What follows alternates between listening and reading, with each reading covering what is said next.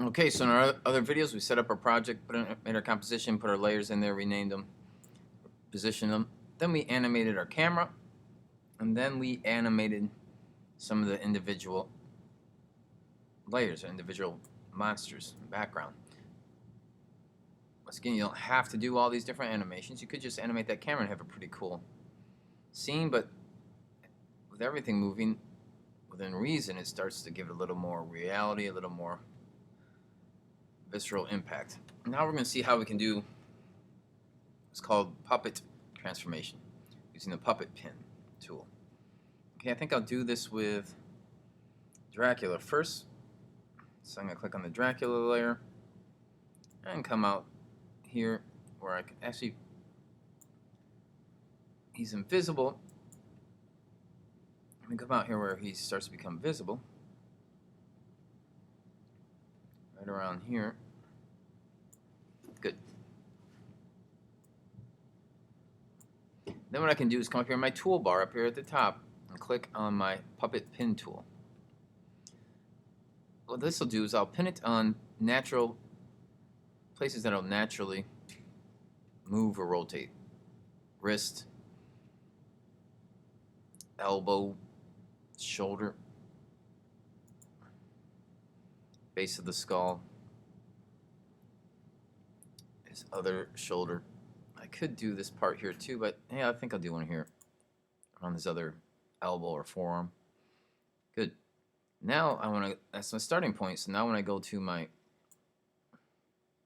final frame, I can do one motion here. I can click and reposition these. Now these may feel a little weird and may take some getting used to. I may have to try it a couple times to get it to look natural, but I can do some animation here. It feels a little weird, so let me stretch his hand out here, move his elbow up a little, and move it out this way.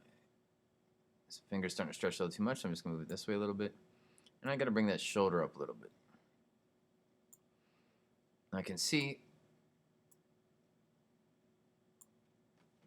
this image, when you use the puppet tool, it sort of affects everything, so you got to keep an eye on it so it doesn't get out of control, so it still looks realistic. So you can't do too drastic of changes.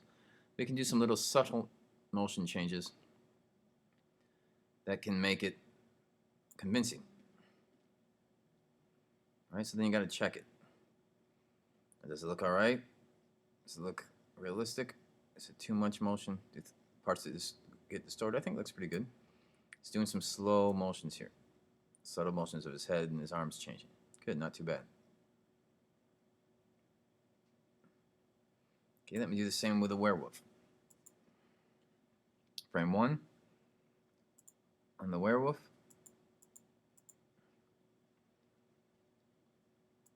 I'm going to pin these out on his, I think I'll try this just on his shoulder, his elbow, base of his skull, other shoulder, arm, and I'm going to pin everything down here at the bottom on his waist. I'm doing this in frame 1. You can actually do this on any frame you want. And I can make motions all through here, but I'm just going to do one subtle motion until he sort of disappears here. And you can always click on these anchors and delete them if you put too many up there. Well, I'm going to reposition these guys, move his arm around, like he's bringing his arm up, ready to swipe. He's going to rotate his head a little bit and move his other arm out a little bit. I got to be careful things don't get too distorted. So we're just doing subtle motions here. So it looks pretty cool. He's pulling his arm way up, like he's about to swipe at you. I'm going to exaggerate a little more, so I'm going back to my first frame. And I'm going to actually bring that down a little bit, that arm, so it has more of an exaggerated motion. Like he's really lifting his arm up to swipe at you. Okay, good. And I could do a couple more on the background, on the mummy if I want. For sake of time, let me do one on one of the fogs, see if that makes a difference. Okay, here's my right fog, smoke, puppet tool.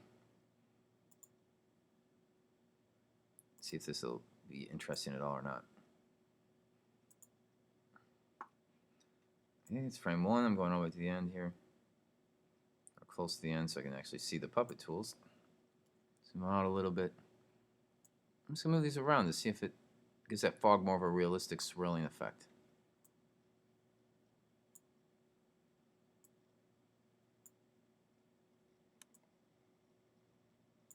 Alright, let's see how that looks.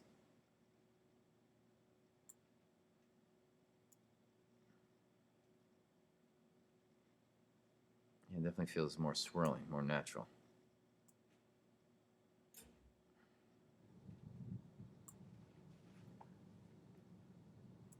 Okay, so that's the puppet tool. How can I change things after the fact? Like if I did some animations, I selected different layers, did some other stuff, and I noticed the previous animations don't look right.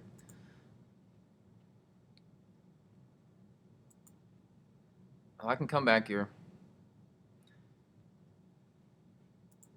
select my animation. Guess I'm gonna go for Dracula here. Well, how can I change those puppet tools? I don't see them. Well, if I open up that Dracula layer under here, there's my puppet tools. And then I click my meshes, then deform, and there's all my different tools, my puppet tools I made. I can open each of those, select them, come out here and change them if I want to. Okay, and also put eases on any of those animations. So that might be a good idea to do that. I'll open all these. You can see the keyframes there.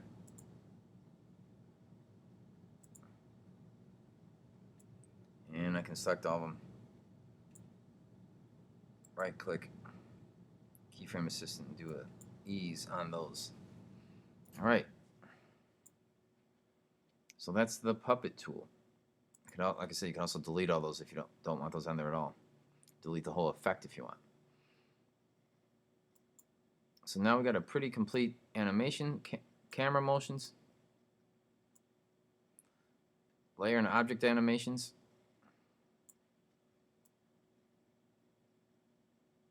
and some puppet tool, which gives you a little more control, a little more subtle control, realistic motion of my characters. All right, and here we go. Next, we'll show you how I can add a